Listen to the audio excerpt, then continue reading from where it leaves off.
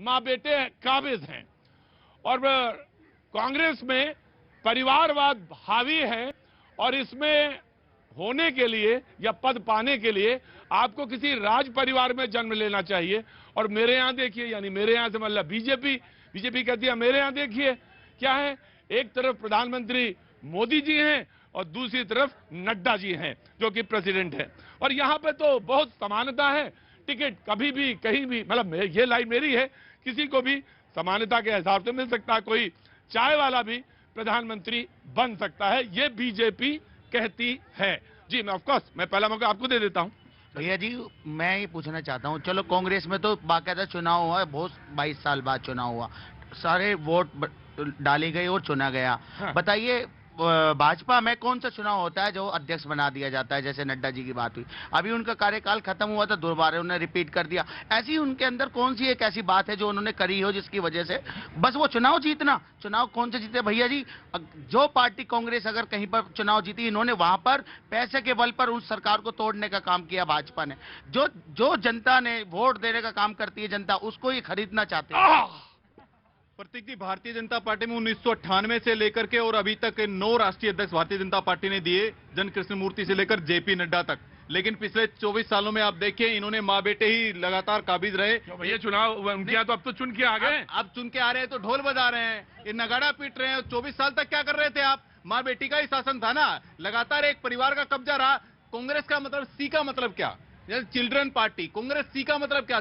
चूना लगाने वाली पार्टी।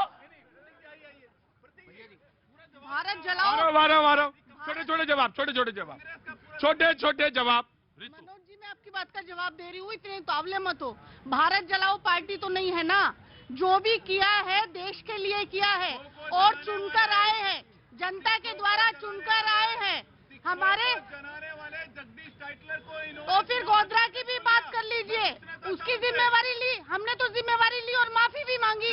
आपने तो माफी भी नहीं मांगी, हमने पार्लियामेंट में माफी मांगी, आपने माफी मांगी क्या? प्रतीक जी देखिए क्या बोल रहे हैं ये, सिखों को जलाने वाले, सिखों का नरसंहार करने वाले, जिनको एसआईटी भी गठित करने का काम और उनको न्याय दिलाने का काम भारतीय जनता पार्टी ने किया था, और ये बड़ी बड़ी बातें कर रहे हैं यहाँ पर आकर के। मैं ये पूछना चाहता हूँ, जगदीश टाइटलर को चुनाव समिति में जो अपराधी है, जो आरोपी था, उसको शामिल क्यों किया इन्होंने? ऐसे तो भैया जी आरोपी तो अमित शाह जी भी थे, कड़ी बार भी अमित शाह जी थे, तो क्या बात वो आज बिल्कुल गलत बात। गड़े मुद्दे उखाड़ रहे हैं, मोरबी पर क्यों नहीं बोलते हैं? मोरबी पर 124 गृह मंत्री जी का नाम पूरी इज्जत से ले। अमित शाह जी को न्यायालय ने बारिजत बरी किया है।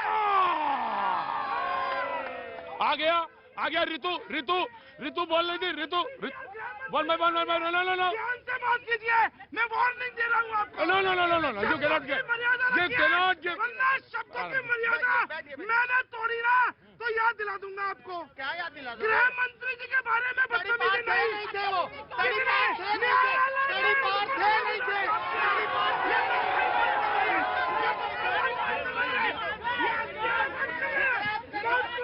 करने वाले, हिंदुओं का इस्लाम करने वाले यहाँ बैठकर बदतमीजी कर रहे हैं।